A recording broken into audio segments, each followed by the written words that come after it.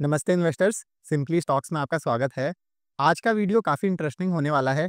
हम ज़्यादातर वो बिजनेसेस कवर करते हैं जो अच्छा कर रहे होते हैं या जिनके अच्छे रिजल्ट्स आ रहे होते हैं।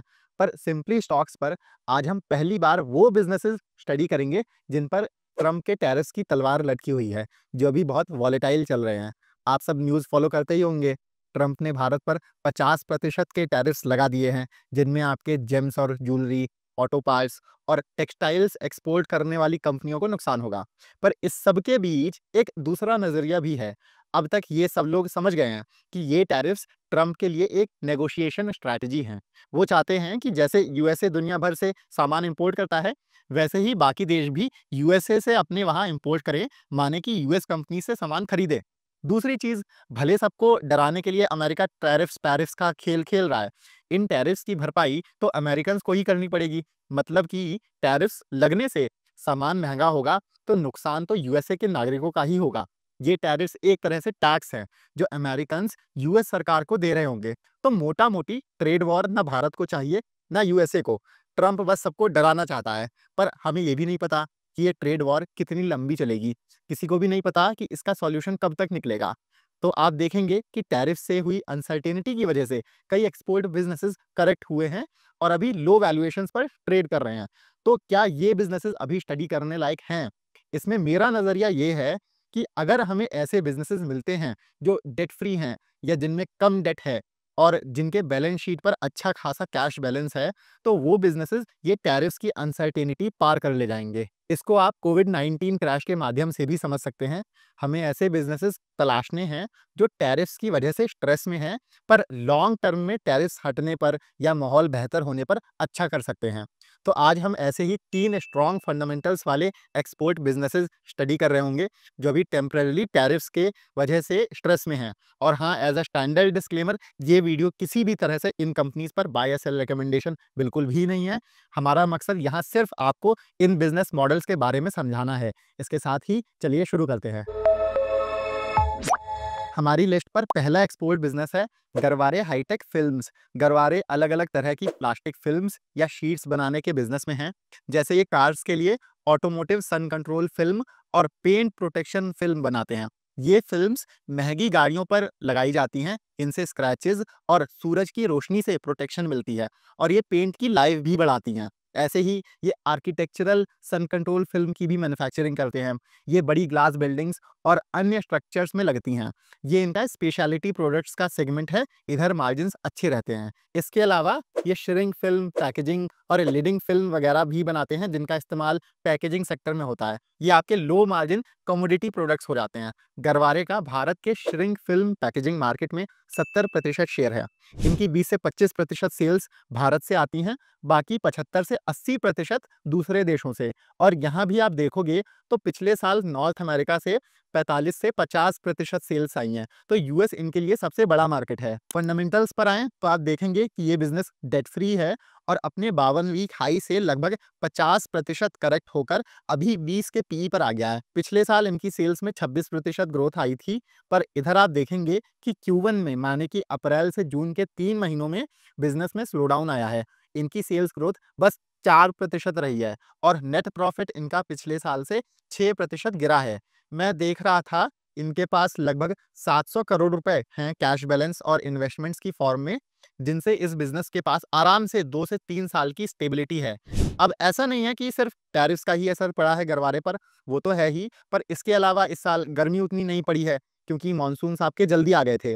इस वजह से भी पेंट प्रोटेक्शन फिल्म्स और सन प्रोटेक्शन फिल्म्स की डिमांड कमजोर रही है।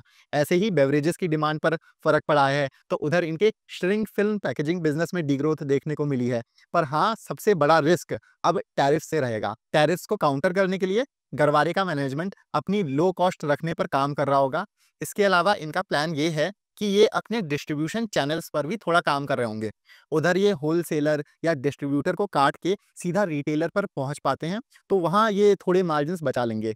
इसके अलावा ये यूएसए से हटकर बाकी देशों में अपनी सेल्स बढ़ाने पर फोकस करेंगे। ऐसे इनका अलग अलग चीजों पर काम करके टैरिफ्स को मैनेज करने का प्लान है। तो गरवारे एक अच्छा डेट फ्री बिजनेस है जिसे आप खुद से स्टडी कर सकते हैं। दूसरा एक्सपोर्ट बिजनेस जो टैरिफ्स की वजह से फोकस में है पोकरना। पोकरना एक तरह से आपका प्रॉक्सी कंस्ट्रक्शन बिजनेस है, माने कि ये कंस्ट्रक्शन सेक्टर से जुड़ा हुआ बिजनेस है। ये कंपनी महंगे प्रीमियम क्वार्ट्ज सरफेसेस या स्लैब्स बनाकर उन्हें एक्सपोर्ट करने के बिजनेस में है। क्वार्ट्ज एक तरह का पत्थर होता है और क्वार्ट्ज सरफेसेस आप ये मेरी स्क्रीन पर देख पा रहे होंगे, ऐसे प्रीमियम से दिखने वाले स्लैब्स होते हैं जो महंगे घरों, होटल्स, ऑफिसेज और पब्स और बार्स वगैरह में लगाए जाते हैं।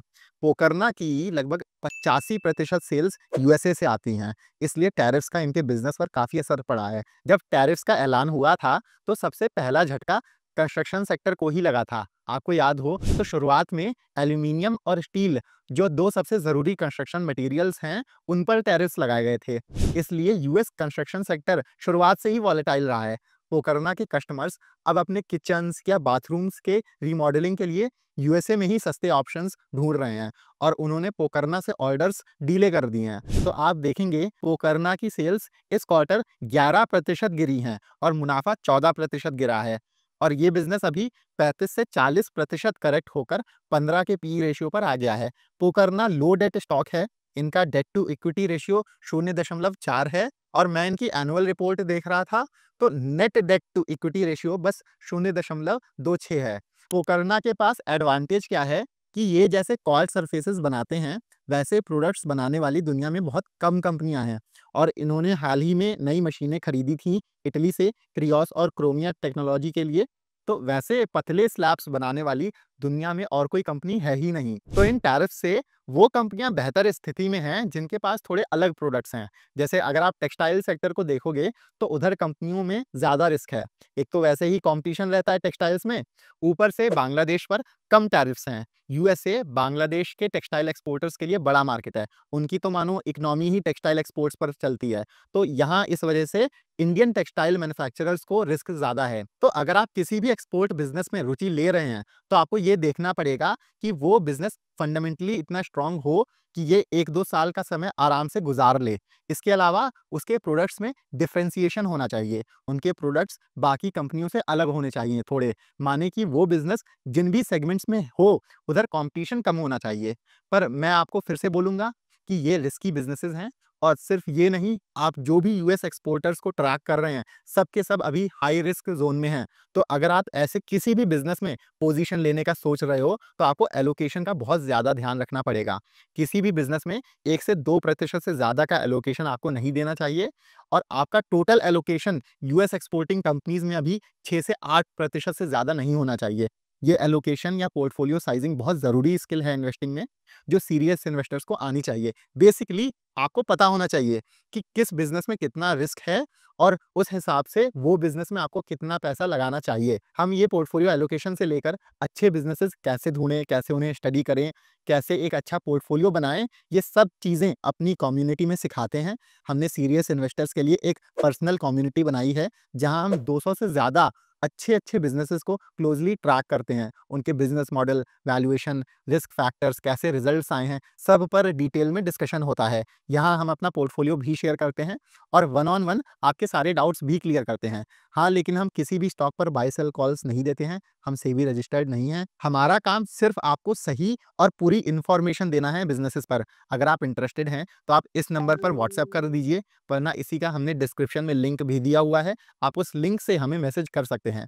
और याद रहे ये एक पेड कम्युनिटी है जिसकी महीने की फीस बस 850 रुपए है। मतलब आपको बस 850 रुपए में हर महीने इतने सारे अच्छे अच्छे स्टॉक्स पता चलते रहेंगे। इसमें दो प्लान्स हैं, 6,000 रुपए का 6 महीने के लिए और 10,000 रुपए का साल भर के लिए। 6 महीने वाले प्लान में आपका महीने का रेट 1,000 रुपए पड़ेगा और साल भर वाले में आपको मंथली रेट बस 850 रुपए पड़ेगा। तो अगर आप इंटरेस्टेड हैं, आप नीचे दिए हुए लिंक से हमें कॉन्टैक्ट करके ये कम्युनिटी ज्वाइन कर सकते हैं।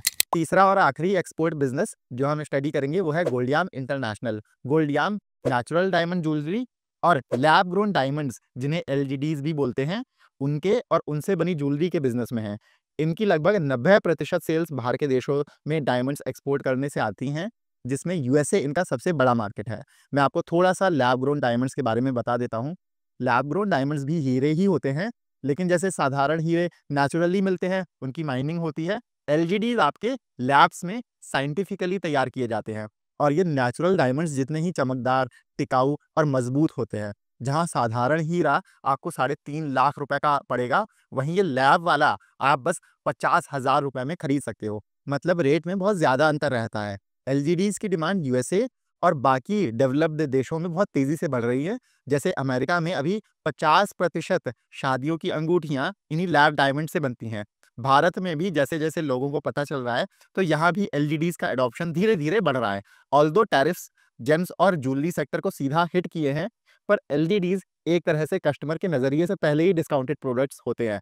आप ऐसे समझो कि अगर कोई कस्टमर है, जो नेचुरल डायमंड्स की जगह एलजीडीज़ खरीद रहा है, तो वो ऑलरेडी पैसे बचा रहा है। तो एलजीडीज़ थोड़े महँगे हो भी गए, तो भी डिमांड पर इतना फ़र्क नहीं पड़ा है। और फिर ज्वेलरी की खरीद यूएसए में इवेंट बेस्ड रहती है। अगर किसी की सगाई होने वाली है या किसी को किसी और को कोई गिफ्ट देना है, तो वो कस्टमर टैरिफ्स के होते हुए भी लैब ग्रोन डायमंड्स लेगा ही। तो मोटा-मोटी टैरिफ्स के आने से भी गोल्डियान को कुछ खास फ़र्क नहीं पड़ा है। आप देखेंगे इनकी सेल्स पिछले साल से 39% बढ़ी हैं और मुनाफ़ा इनका 53% बढ़ा है। इस दौरान मार्जिन्स भी स्टेबल रहे हैं। पर अब टैरिफ्स बढ़ाकर 50% कर दिए हैं। तो हमें आगे देखना होगा, क्योंकि मेरे हिसाब से सेल्स में स्लो डाउन आ सकता है। पर इस बिज़नेस के फंडामेंटल्स काफ़ी अच्छे हैं। आप देखोगे कि कंपनी डेट फ्री है और इनके पास लगभग 280 करोड़ रुपए है कैश बैलेंस और इन्वेस्टमेंट्स की फॉर्म में। पर टैरिफ्स की वजह से इस बिज़नेस में अनसर्टेनिटी आई है। आप देखोगे काफ़ी समय से ये बिज़नेस एक रेंज में ही ट्रेड करता आया है और अभी शायद से 30 के पीई पर चल रहा है। तो गोल्डियाम भी एक अच्छा स्ट्रॉन्ग फंडामेंटल्स वाला एक्सपोर्ट बिज़नेस है, जिसे आप खुद से स्टडी कर सकते हैं। अब आप मुझे कमेंट्स में बताओ कि आपके हिसाब से ये अनसर्टेनिटी बेस्ड इन्वेस्टिंग स्ट्रैटेजी पर आपका क्या विचार है? और अगर आपको ये वीडियो पसंद आया है, तो इसे लाइक ज़रूर करिएगा। साथ में आप हमारे चैनल सिंपली स्टॉक्स को भी सब्सक्राइब कर सकते हैं। हमारे लिए आपके लाइक्स और सब्सक्राइब्स ही मोटिवेशन है, ताकि हम हर हफ्ते आपके लिए ऐसी high quality research videos free में लाते रहें। मिलते हैं अगले वीडियो में। Happy investing.